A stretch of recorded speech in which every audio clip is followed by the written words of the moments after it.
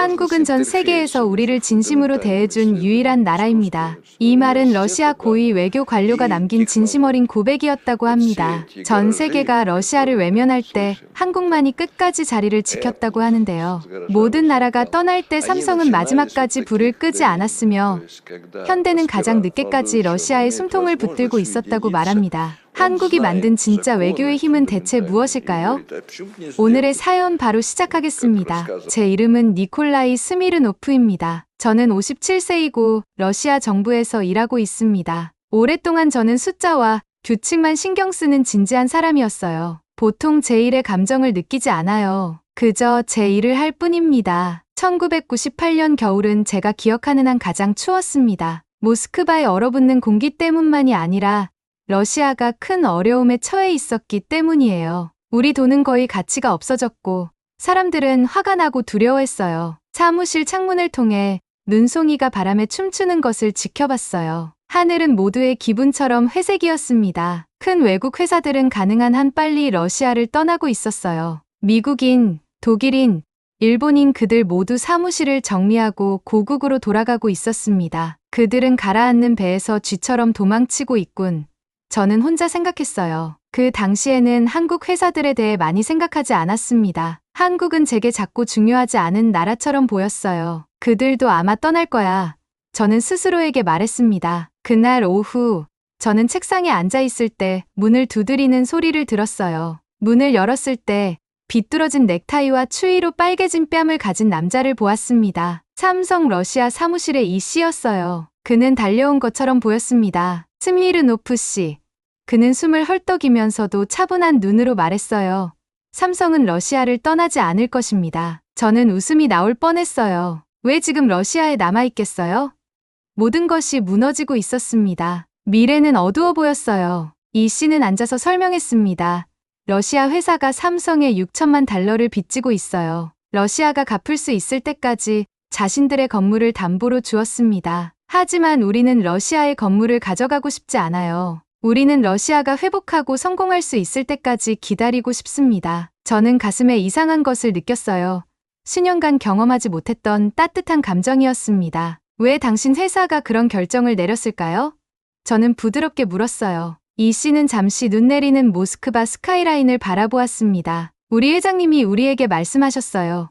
러시아는 우리의 오랜 친구입니다. 삼성은 어려운 시기에 친구를 떠나지 않습니다. 저는 개인적으로 이 메시지를 전하러 왔습니다. 며칠 후, 저는 삼성 사무실을 지나쳐 운전했어요. 위기 동안 돈을 아끼기 위해 모스크바의 대부분의 건물들은 불을 껐습니다. 도시는 어둡고 우울했어요. 하지만 그 모든 어둠 속에서 삼성 사무실 창문은 여전히 밝게 빛나고 있었습니다. 그것은 문제의 바다 속에 있는 작은 희망의 섬 같았어요. 삼성은 약속을 지켰습니다. 그들은 러시아 회사가 회복할 수 있을 때까지 몇 년을 기다렸어요. 심지어 건물의 가치가 훨씬 더 올랐을 때도 삼성은 원래 빌려준 금액만 되찾았습니다. 다른 정부 관리들이 이 소식을 들었을 때 그들은 믿지 않았습니다. 아무도 외국 회사로부터 그런 충성심을 기대하지 않았습니다. 처음으로 저는 한국을 다르게 보기 시작했어요. 아마도 이 작은 나라는 특별한 무언가를 가지고 있었나 봐요. 이것은 한국의 진정한 정신을 이해하기 위한 저의 여정의 시작일 뿐이었습니다. 저는 소련이 무너진 직후인 1990년대 초반의 한국인들과의 또 다른 중요한 만남을 기억해요. 우리나라는 완전히 파산 상태였습니다. 우리는 한국을 포함한 많은 나라들의 돈을 빚지고 있었어요. 러시아에는 큰 문제가 있었습니다. 우리는 빚을 갚을 돈이 없었어요. 그래서 우리 정부는 베어 프로젝트라고 불리는 창의적인 아이디어를 생각해냈습니다. 한국에 돈을 주는 대신 우리는 우리의 군사 장비와 기술 중 일부를 제공하기로 했어요. 저는 이 프로젝트를 돕기 위해 선택되었습니다. 솔직히 말하면 처음에는 한국에 대해 별로 생각하지 않았어요. 제 마음속에서 그들은 그저 작은 아시아 국가였습니다. 그들이 군사 기술에 대해 뭘 알겠어? 저는 혼자 생각했어요. 그들은 아마도 우리의 무기를 가져가고 제대로 사용하는 방법을 결코 알아내지 못할 거야. 저는 너무 잘못 생각했습니다. 우리의 첫 번째 회의 날, 모스크바는 눈으로 덮여 있었어요. 저는 크렘린 근처의 회의실에서 다른 러시아 관리들과 함께 기다리는 동안 하늘에서 무거운 눈송이가 떨어졌습니다. 우리 중 일부는 아마도 우리가 빚을 갚을 다른 방법을 찾아야 한다고 생각했어요. 그때 한국팀이 들어왔고 모든 것이 바뀌었습니다. 그들의 눈에는 제가 예상하지 못한 것이 있었어요. 불타는 결단력과 진지함이었습니다. 우리의 군사 장비에 대한 그들의 질문은 단순하지 않았어요. 그것들은 상세하고 날카로웠으며 그들이 정말로 복잡한 기술을 이해하고 있다는 것을 보여주었습니다. 그들은 단지 무기를 얻는 데 관심이 있는 것이 아니었어요. 그들은 어떻게 작동하는지에 대해 모든 것을 배우고 싶어 했습니다. 저를 가장 놀라게 한 것은 한국 엔지니어들과 함께 모스크바 외곽의 군사 기지를 방문한 것이었어요. 날씨는 끔찍했습니다. 영하 25도의 눈보라였어요. 하지만 한국 팀은 두꺼운 군용 재킷을 입고 놀라운 에너지로 우리의 러시아 탱크와 미사일을 검사했습니다. 그들은 너무 많은 질문을 해서 우리 러시아 기술자들이 짜증내기 시작했어요. 기술적 논의를 몇 시간 동안 한 후 늦은 밤 모두가 피곤했습니다. 러시아 기술 이사가 농담을 했어요. 어쨌든 이 오래된 무기로 무엇을 할 계획입니까? 그냥 있는 그대로 사용하세요. 한국 엔지니어는 그를 똑바로 쳐다보며 제가 결코 잊지 못할 말을 했습니다. 이 무기들은 우리의 미래입니다. 우리는 이것들을 사용해 우리 자신의 더 나은 무기를 만들 것입니다. 그 말을 들었을 때 등골이 오싹했어요. 이 사람들은 진지했습니다. 그들은 단지 우리의 기술을 가져가는 것이 아니었어요. 그들은 그것을 개선하고 자신들의 것으로 만들 계획이었습니다. 그날 밤, 저는 제 개인 일기에 이렇게 썼어요. 오늘 나는 진짜 한국을 보았다. 겉으로는 조용하고 예의 바른 사람들이지만 내면에는 용의 정신이 불타오른다. 지식에 대한 그들의 갈증은 음식을 바라보는 굶주린 사람과 같다. 몇 년 후, 저는 한국이 정말로 K2 블랙팬서 탱크와 K9 썬더 곡사포 같은 자신들만의 놀라운 무기 시스템을 개발했다는 것을 보았어요. 그들은 우리의 기본 설계를 가져가 우리가 상상할 수 있었던 것보다 더 나은 것으로 만들었습니다. 가장 감동적인 부분은 훨씬 나중에 왔어요. 한국 방위산업체 대표가 모스크바를 방문하여 제 손을 잡았습니다. 그의 눈에 깊은 진정성을 담고 그가 말했어요. 스미르노프 씨.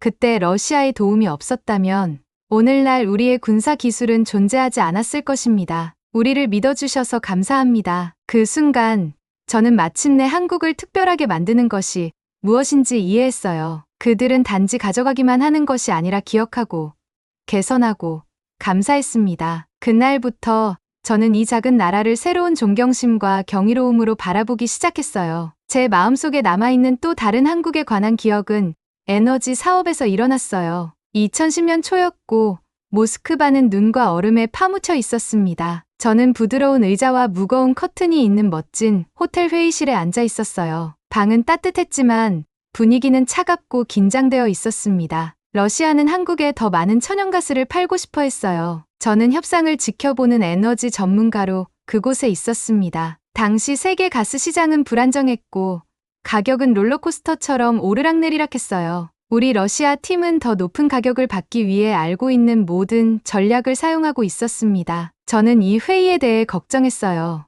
만약 한국이 우리 가격을 거절한다면 몇 달간의 계획이 낭비될 것이었습니다. 저는 숫자가 적힌 서류들이 광택 나는 나무 테이블을 오가는 것을 지켜봤어요. 한국 팀은 각 제안을 주의 깊게 검토했고 그들의 표정은 아무것도 드러내지 않았습니다. 그때 예상치 못한 일이 일어났어요. 한국 팀의 리더인 김 씨가 갑자기 완벽한 러시아어로 말했습니다. 통역사가 필요 없었어요. 그의 목소리는 조용한 방에서 차분하고 또렷했습니다. 우리는 싸게 사고 싶은 욕심이 없습니다. 그가 말했어요. 우리는 단지 공정한 가격을 원할 뿐입니다. 방은 완전히 조용해졌습니다. 모든 사람이 움직임을 멈췄어요. 심지어 종이를 넘기는 소리조차 멈췄습니다. 핀이 떨어지는 소리도 들릴 정도였어요. 이것은 국제 비즈니스가 보통 작동하는 방식이 아니었습니다. 다른 나라들은 가능한 한 가장 낮은 가격을 위해 치열하게 논쟁했을 거예요. 그들은 협상장을 떠나거나 다른 곳에서 구매하겠다고 위협했을 것입니다. 하지만 여기 한국은 가장 낮은 가격 대신 공정함을 요구하고 있었어요. 제 옆에 앉아있던 고위 가즈프롬 임원은 충격을 받은 것 같았습니다. 그의 눈은 이 사람들 진짜야? 라고 묻는 것 같았어요. 저는 거의 그의 생각을 읽을 수 있었습니다. 글로벌 에너지 시장에서 아무도 이렇게 협상하지 않아. 이상한 것은 이 정직한 접근 방식이 어떤 교묘한 전략보다 더 잘 작동했다는 거예요. 협상은 놀라울 정도로 빨리 끝났습니다. 양측은 한국이 제안한 공정한 가격에 동의했어요. 그들이 악수하는 것을 지켜보면서 저는 방금 일어난 일에 대해 깊이 생각하게 되었습니다. 회의가 끝난 후 저는 동료 빅토르와 함께 호텔 로비를 걸었어요. 니콜라이, 당신은 한국을 잘 알잖아요. 그들은 정말 모든 사람과 이렇게 협상하나요?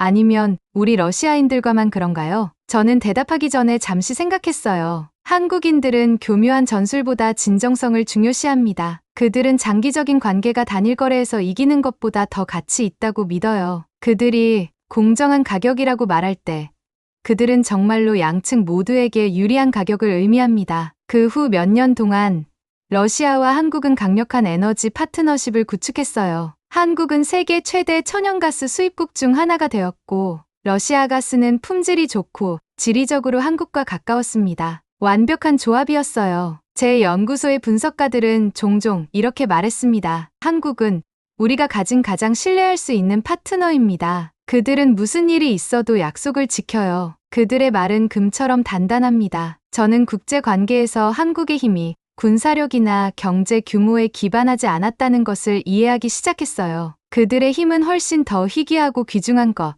바로 신뢰에서 왔습니다. 그들은 좋을 때나 나쁠 때나 지속되는 관계를 구축했어요. 이 교훈은 그 후 몇 년 동안 저와 함께 남아 있었습니다. 편의를 위해 약속이 종종 깨지는 세상에서 한국은 정직이 단지 옳은 선택일 뿐만 아니라 똑똑한 선택이 될 수 있다는 것을 저에게 보여주었어요. 세월이 흘러 세상은 변했어요. 2022년 3월, 우크라이나 분쟁으로 인해 러시아와 많은 나라들의 관계가 매우 어려워졌습니다. 저는 이 변화를 뉴스 보도나 정부 회의뿐만 아니라 일상생활에서도 느꼈어요. 어느 추운 오후, 저는 제 연구소 동료 몇 명과 함께 모스크바의 큰 슈퍼마켓에 갔습니다. 바로 저는 뭔가 다른 점을 알아차렸어요. 사람들은 쇼핑카트를 끌고 서둘러 다니면서 걱정스러운 표정을 짓고 있었습니다. 상점 선반은 평소보다 더 비어 있었어요. 모두가 물건이 떨어질까 두려워하며 식품과 생필품을 비축하는 것 같았습니다. 하지만 저를 가장 충격에 빠뜨린 것은 라면 통로를 걸었을 때였어요. 많은 러시아인들이 좋아하는 음식인 한국의 도시락 라면,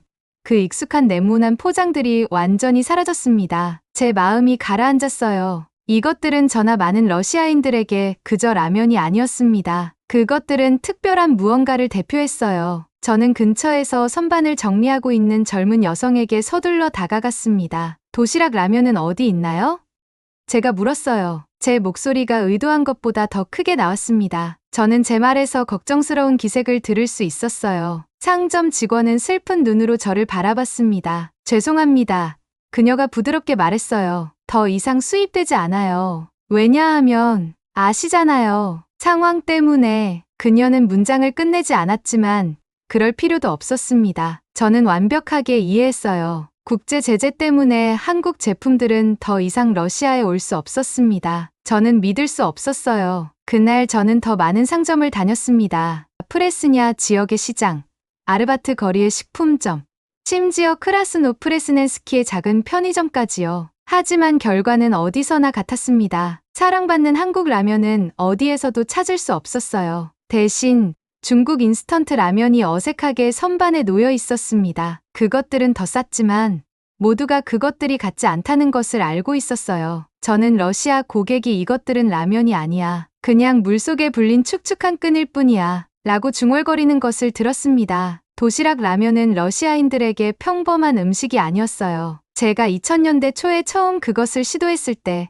저는 그것이 이상하게 매웠다고 생각했습니다. 대부분의 러시아인들은 첫 입을 먹고 나서 고개를 저으며 너무 맵다고 말했어요. 하지만 시간이 지나면서 마법 같은 일이 일어났습니다. 우리는 그 불같은 맛에 중독되었어요. 모스크바의 가장 혹독한 겨울.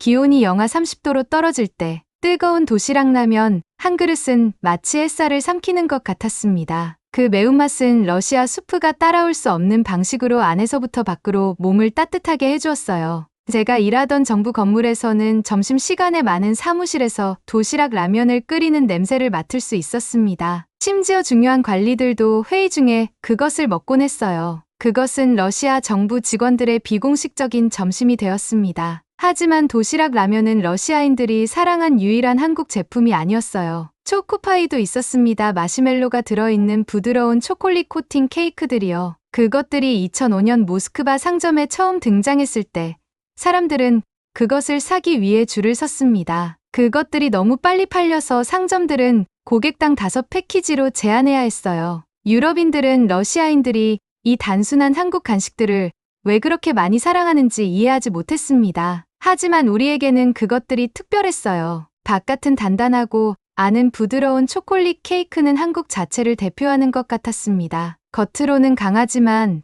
부드러운 마음을 가진 긴 하루를 보낸 후 많은 러시아인들은 뜨거운 차 한 잔과 초코파이와 함께 앉아 이 작은 의식에서 위안을 찾곤 했어요. 이제 이런 익숙한 위안이 우리 삶에서 사라지고 있었습니다. 그 주 어느 저녁 저는 국제 상황에 관한 긴급 정부 회의에 참석했어요. 우리는 한국과의 관계를 손상시키지 않도록 조심해야 합니다. 그는 조용하고 진지한 목소리로 말했어요. 그들은 우리의 적이 아닙니다. 제재에 대한 그들의 참여는 한국이 러시아에 반대하기 때문이 아니라 국제적 압력 때문일 뿐입니다. 우리는 한국을 우리의 적으로 만들어서는 안 됩니다. 그 테이블 주위의 모든 사람이 동의하며 고개를 끄덕였습니다. 그 순간 저는 중요한 무언가를 깨달았어요.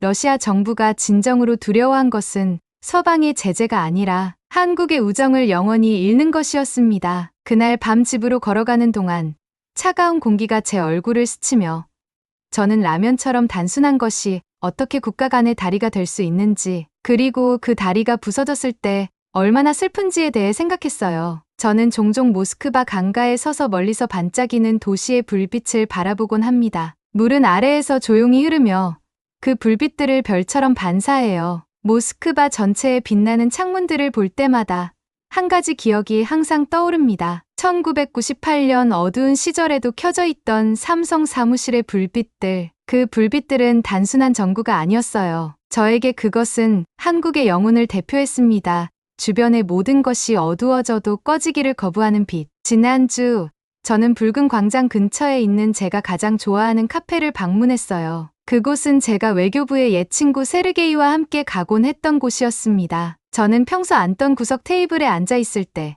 진한 커피 향기가 공기를 가득 채웠어요. 그곳은 수년 동안 많이 변하지 않았습니다. 세르게이가 합류했는데 그의 얼굴은 피곤해 보였지만 친절했어요. 그는 즉시 저를 불편하게 하는 질문을 했습니다. 니콜라이, 당신은 아직도 한국에 대해 생각하나요?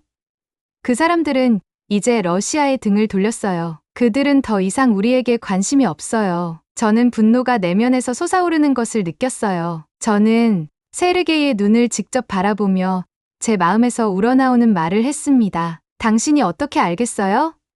당신은 내가 했던 것처럼 한국인들과 일해본 적이 있나요? 그들은 먼저 친구를 버리는 타입이 아니에요. 그들은 현재 정치적 상황에서 선택의 여지가 없었기 때문에 물러선 것뿐이에요. 세르게이는 제 강한 반응에 놀란 것 같았어요. 그는 어색하게 웃으며 제 어깨를 두드렸습니다. 그날 밤 늦게 저는 혼자 제 아파트에 앉아 러시아와 한국이 함께 일했던 때의 오래된 프로젝트 파일들을 살펴봤어요. 저는 진심 어린 필체로 쓰여진 한국 파트너들의 감사 편지를 찾았습니다. 그 말들을 읽으니 창밖의 겨울 추위에도 불구하고 제 마음이 따뜻해졌어요. 그 시절 한국과 러시아는 진정으로 서로를 존중하고 깊은 신뢰를 쌓았습니다. 우리는 단지 비즈니스 파트너가 아니었어요. 우리는 서로의 마음을 이해했습니다. 수년 동안 한국 문화는 러시아 생활의 중요한 부분이 되었어요. 한국 음식, K-팝 음악, 그리고 한국 드라마는 모스크바에서 멀리 떨어진 작은 시베리아 마을에서도 어디에나 있습니다. 젊은 러시아인들은 한국 노래를 따라 부르고 있어요. 한국 음식점은 손님들로 가득 차 있습니다. 대부분의 러시아인들에게 한국은 외국의 적이 아니라 그들이 존경하고 사랑하는 나라예요. 저는 시베리아 깊은 곳, 한국에서 수천 마일 떨어진 도시인 이르쿠츠크에 있는 가족을 방문했던 것을 기억합니다. 심지어 그곳에서도 그 가족은 거실 벽에 서울의 아름다운 야경 사진을 걸어두었어요. 그들의 부엌에는 한국 가전제품이 있었습니다. 그리고 물론 도시락 라면 패키지가 자랑스럽게 그들의 식탁 위에 놓여 있었어요. 집주인은 크게 미소 지으며 저에게 말했습니다. 우리는 언젠가 한국을 방문하기 위해 돈을 모으고 있어요. 한국이 러시아인들에게 가장 인기 있는 여행 꿈인 것을 아셨나요?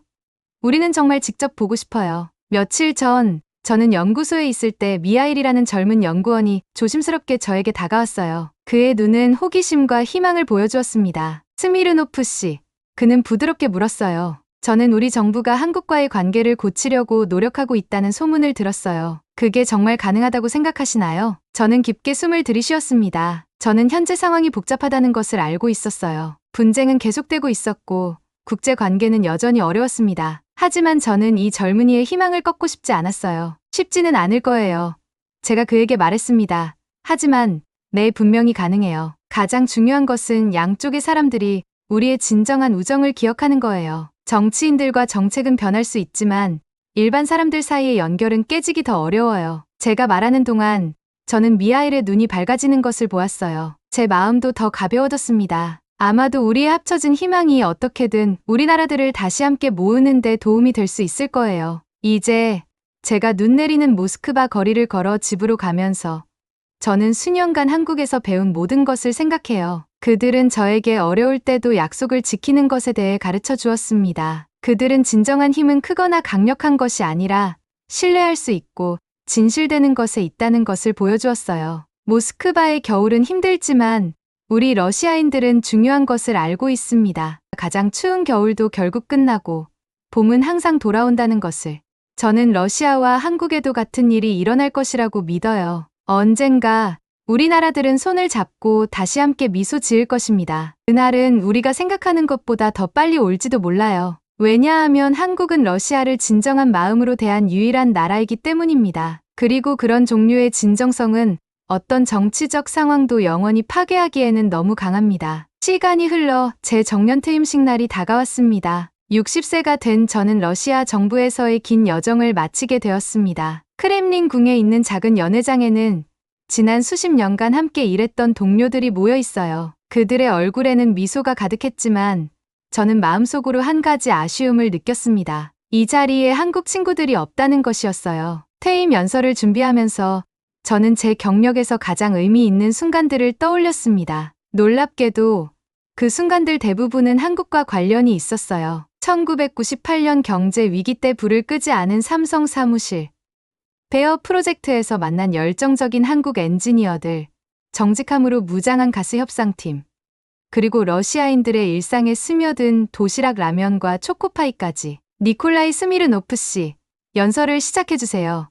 사회자가 마이크를 제게 건넸어요. 저는 깊게 숨을 들이마시고 준비한 종이를 한쪽으로 밀었습니다. 갑자기 준비한 연설이 아닌 진심으로 하고 싶은 이야기가 가슴에서 솟아올랐어요. 존경하는 동료 여러분, 오늘 저는 러시아를 위해 일한 것을 자랑스럽게 생각합니다. 하지만 동시에 저는 또 하나의 나라에 대한 이야기를 하고 싶어요. 바로 한국입니다. 회의실이 조용해졌어요. 동료들의 얼굴에 놀란 표정이 스쳤습니다. 제가 처음 한국인들을 만났을 때 저는 그들을 과소평가했어요. 작은 나라, 그저 대양 건너에 있는 또 하나의 외국이라고 생각했습니다. 하지만 시간이 지나면서 저는 이 작은 나라가 얼마나 큰 마음을 가지고 있는지 깨달았어요. 저는 1998년 위기 때 한국 기업들이 보여준 충성심, 2010년 가스 협상에서 보여준 정직함, 군사기술 협력에서 보여준 진정성에 대해 이야기했습니다. 그리고 제가 느낀 감동을, 제가 배운 교훈을 솔직하게 나눴어요. 한국은 저에게 진정한 파트너십이 무엇인지 가르쳐 주었습니다. 그들은 힘이 아닌 신뢰로, 압박이 아닌 존중으로 관계를 맺었어요. 저는 러시아가 국제 무대에서 이러한 가치를 더 많이 품었으면 합니다. 연설이 끝나자 예상치 못한 일이 일어났어요. 방 뒤쪽에서 누군가가 박수를 치기 시작했습니다. 저는 고개를 들어 그 방향을 바라봤어요. 거기에는 이번 주에 모스크바를 방문 중인 한국 대표단이 서 있었습니다. 그들의 눈에는 눈물이 맺혀 있었어요. 퇴임식이 끝난 후 한국 대표단의 리더인 박 부장이 저에게 다가왔습니다. 그는 작은 상자를 제게 건넸어요. 스미르노프 씨, 이것은 한국에서 가져온 작은 선물입니다. 그가 말했어요. 우리는 당신이 오늘 러시아 정부에서 퇴임한다는 소식을 들었습니다. 우연히 모스크바에 있게 되어 정말 기쁩니다. 저는 상자를 열었어요. 안에는 전통 한국 도자기로 만든 아름다운 청자 꽃병이 있었습니다. 고려시대 스타일로 깊은 청록색이 빛나고 있었어요. 이 꽃병은 1000년 전 고려시대의 전통을 따라 만들어졌습니다. 박 부장이 설명했어요. 당시 한국은 작았지만 그 영향력은 멀리까지 뻗어 있었죠. 작지만 강하고 유연하지만 부러지지 않는 정신을 상징합니다. 그날 밤, 저는 그 청자 꽃병을 제 서재 책상 위에 놓았어요. 창문을 통해 들어오는 달빛이 청자 표면에 부드럽게 반사되었습니다. 저는 한국과의 모든 만남, 모든 배움, 모든 놀라움을 떠올렸어요. 최근 몇 년간 국제 정세는 복잡했지만 저는 여전히 한국에 대한 희망과 신뢰를 잃지 않았습니다. 정치적 상황이 어렵더라도 우리의 인연은 결코 끊어지지 않을 것이라고 믿어요. 은퇴 후 첫날, 저는 모스크바 국립대학교에서 온 제안을 받았습니다. 그들은 저에게 한러 관계 특별 강의를 맡아달라고 요청했어요. 저는 망설임 없이 수락했습니다. 첫 강의 날, 강의실은 호기심 많은 젊은 학생들로 가득 찼어요. 저는 그들의 눈에서 미래를 볼 수 있었습니다. 질문을 받으면서 한 여학생이 손을 들었어요. 교수님, 왜 한국이 그렇게 특별한가요? 어떻게 그렇게 작은 나라가 그런 큰 영향력을 가질 수 있죠? 저는 잠시 생각했어요. 그리고 제 인생에서 배운 가장 중요한 교훈을 나누었습니다. 한국이 특별한 이유는 그들의 정이라는 개념 때문입니다. 이것은 단순한 감정이 아니에요. 이것은 깊은 인간적 연결, 진정한 관심, 그리고 어려울 때도 함께하는 충성심입니다. 한국인들에게 비즈니스는 단순한 거래가 아니에요. 그것은 관계를 맺는 것이고, 그 관계는 단순한 계약보다 더 강합니다. 학생들은 열심히 필기했어요. 저는 계속해서 이야기했습니다. 세계에는 많은 강대국이 있어요. 더 크고, 더 부유하고, 더 힘이 센 나라들이 있습니다. 하지만 진정한 힘은 탱크나 미사일에 있지 않아요. 그것은 신뢰를 구축하고, 약속을 지키고, 어려운 시기에도 친구 곁에 서는 능력에 있습니다. 이것이 바로 한국이 러시아에 가르쳐준 교훈이에요. 강의를 마치고 사무실로 돌아오는 길에 저는 모스크바 거리에서 한국의 흔적들을 발견했습니다. 한 카페에서는 K-팝이 흘러나오고 있었어요. 상점에는 한국 화장품과 전자제품이 진열되어 있었죠. 심지어 도로에는 한국 자동차들이 달리고 있었습니다. 제 사무실에 도착하자 기쁜 소식이 기다리고 있었어요. 한국 대학에서 온 이메일이었습니다. 그들은 저를 서울로 초대해 러한 관계의 미래라는 주제로 강연을 해달라고 요청했어요. 마침내 제가 그토록 배우고 존경해온 나라를 직접 방문할 기회가 찾아온 것입니다. 서울행 비행기를 타기 전날 밤, 저는 창가에 서서 모스크바의 불빛을 바라봤어요. 눈이 내리기 시작했고 부드러운 눈송이들이 제 창문에 내려앉았습니다. 저는 청자 꽃병에 손을 얹었어요. 그것은 차가웠지만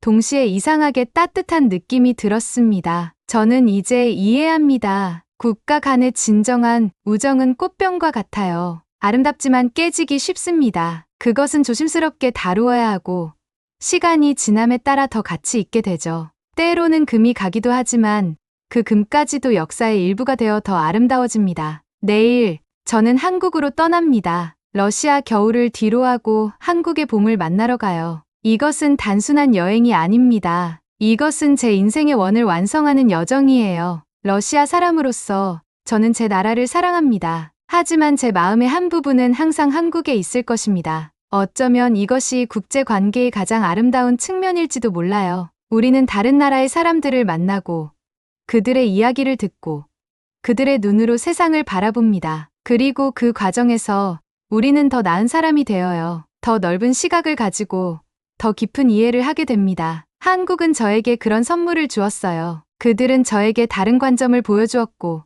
정직과 신뢰의 가치를 가르쳐 주었습니다. 그들은 저에게 크기가 아닌 마음이 중요하다는 것을 보여주었어요. 내일 저는 한국에서 새로운 장을 시작합니다. 하지만 이것은 끝이 아니에요. 이것은 러시아와 한국 사이의 오랜 우정 이야기의 새로운 시작일 뿐입니다. 그리고 저는 이 이야기의 일부가 된 것을 영광으로 생각해요. 서로 다른 문화와 역사를 가진 사람들이 진심으로 만나 서로의 가치를 존중하는 것. 그것이 바로 한국이 세계에 보여준 특별한 선물입니다. 오늘의 사연은 여기까지입니다. 끝까지 시청해주셔서 정말 감사합니다. 오늘의 사연이 좋으셨다면 1초 만에 클릭할 수 있는 구독과 좋아요 부탁드립니다. 영상 제작에 너무 큰 힘이 됩니다. 오늘 하루도 행복한 하루, 건강한 하루 되시길 간절히 소망하겠습니다. 감사합니다.